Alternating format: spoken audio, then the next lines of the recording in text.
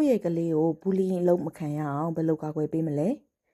ယနေ့ခေတ်မှာကလေးတွေကြားအချင်းချင်းအနိုင်ကျင့်မှုဘူလီလုပ်တာကိုခက်စိတ်စိတ်တွေ့လာရပါတယ်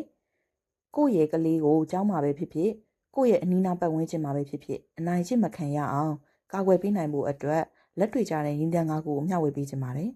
၁နွေးထွေးလုံခြုံတဲ့အတိုင်းအဝန်းတစ်ခုအိမ်မှာဖန်တီးပါ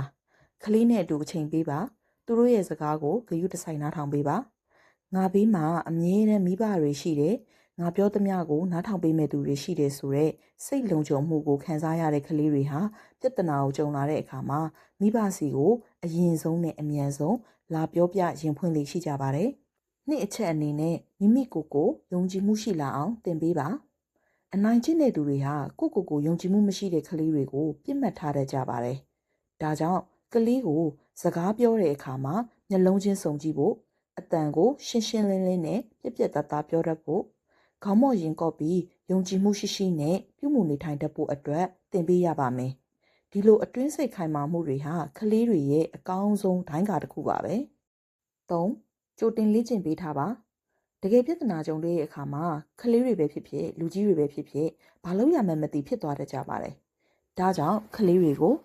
အိမ်မှာရှိစဉ်ကတည်းကကိုမကြိုက်တဲ့အရာတွေကိုမကြိုက်တဲ့အကြောင်းပြက်ပြက်သားသားပြောတတ်ဖို့နဲ့ညှင်းဆိုတတ်ဖို့အနိုင်ကျင့်မှုကနေပညာသားပါရှောင်လွှဲတတ်ဖို့အတွက်ဆရာဆရာမနဲ့လူကြီးသူမတွေစီမှာအကူအညီတောင်းတတ်ဖို့အတွက်ကြိုတင်လေ့ကျင့်သင်ထားပေးသင့်ပါတယ်။၄ကလေးရဲ့အမူအရာပြောင်းလဲမှုကိုအမြဲတမ်းပြုပါအကယ်၍တင့်ကလေးဟာဆက်ဆက်တိမခံဖြစ်လွယ်တာကြောင်းမသွားကျင်တော့တာကလေးတွေနဲ့အမြဲကင်းကွာနေတတ်တာ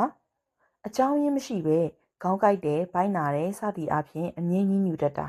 ဒီလိုအမူအရာပြောင်းလဲတွေဟာကလေးတွေရဲ့အကူအညီလိုအပ်မှုကိုထောက်ပြပေးနေတာဖြစ်နိုင်ပါတယ်။နံပါတ်5အချက်အနေနဲ့ဘူလီလုပ်တယ်ဆိုတာကိုခွဲခြားသိမြင်အောင်ရှင်းပြပေးရပါမယ်။ကလေးတော်တော်များများဟာသူတို့ကိုယ်သူတို့အနိုင်ကျင့်ခံနေရတယ်ဆိုတာကိုတော့မှသတိမထားမိတတ်ကြပါဘူး။ရွယ်တူချင်းနောက်ပြောင်တာနဲ့တမင်တကာထက်ခါတလဲလဲကိုယ်စိတ်နာခြင်းထိခိုက်အောင်လုပ်တာရဲ့ကြားကကွာခြားမှုကိုကလေးနားလေအောင်ရှင်းပြပေးထားရပါမယ်။